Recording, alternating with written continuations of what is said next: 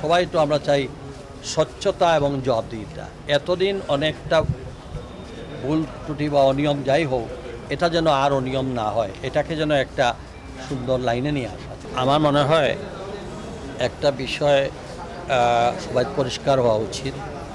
আমরা আমাদের সরকার, আমাদের এখানে যারা নির্বাচিত আমরা সদস্যরা আছি, আমার সঙ্গে এই বাণিজ্যমন্ত্রীরও আলাপ হয়েছে। আমরা এখানে সবাই বসবো, আমাদের এই ইমিডিয়েট টেক্সট, আমাদের যারা স্টেক হোল্ডার আছেন তাদেরকে নিয়েও বসবো, সমাজের বিভিন্ন সাংবাদিক, বুদ্ধিজীবীরা সবার সঙ্গে আলোচনা করে আমরা এটাকে স্বচ্ছতার দিকে নিয়ে যাবো। আমরা কোনো অবস্থাতে এটা যেন মানুষের মানে আমাদের এই আপনাদের মিডিয়ার মাধ্যমে অনেক জিনিস আমাদের জনগণের সবাই তো এখন পরিষ্কার, তাই এটাকে কিভাবে একটা সুন্দর পন্থায় নিয়ে আসা যায় এবং এটার জবাবদিহিতা, এটার স্বচ্ছতা আমরা কীভাবে করতে পারি, আমরা সেদিকে মোটামুটি আমরা খুব দেরি হবে না। আমরা আমাদের মনে হচ্ছে যে আমরা আপনাদের নিয়েই আমরা 10-15 দিনের মধ্যে একটা সুন্দর। আচ্ছা, এই যে মাজারে যে আমরা দেখলাম এখানে নানা কথা হচ্ছে, কিন্তু আলোচনাও ছিল, সমালোচনাও ছিল,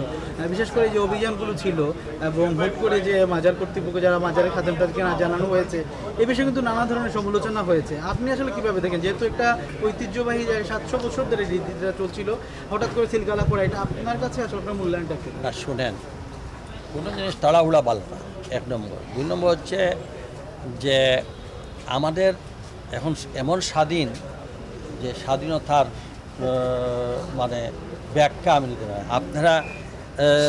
আপনারা দেখছেন, আপনারা মিডিয়ার মধ্যেও আমার অনেকগুলো একটা প্রজেক্ট নিয়ে যেমন কাজ হচ্ছে, এটা একটা যেমন অনিয়ম হয়েছে বা এটা দীর্ঘদিনের, আজকে 600-700 বছরের এটা ট্র্যাডিশন, এবং এইটাকে হঠাৎ একটা নিয়ে আসছে, সবটারও একটা জল। কিন্তু দেখা গেছে যে একটা পরিকল্পিতভাবে যেন প্রত্যেকটা জিনিসে একটা থেকে আটটা খুব মানে যেখানে আমি তো বিদেশি ছিলাম, বা আমাদের সঙ্গে তো এই বিষয়ে কি সিদ্ধান্ত বা দরগায় যাওয়া, এগুলো কোনো সিদ্ধান্ত তো আমাদের কোনো জনপ্রতিনিধিদের সঙ্গে বা আলোচনাই হয় নাই। তা আলোচনা যেখানে হয় নাই, সেখানে আমরা হঠাৎ করে পরবর্তী পদক্ষেপ কী হবে আমরা না বসলে বসতে পারি। তবে আমি আপনাদের মাধ্যমে যে মেসেজটা পেয়েছি, জনগণের প্রত্যাশার সঙ্গে আমাদের কোনো দ্বিমত নাই।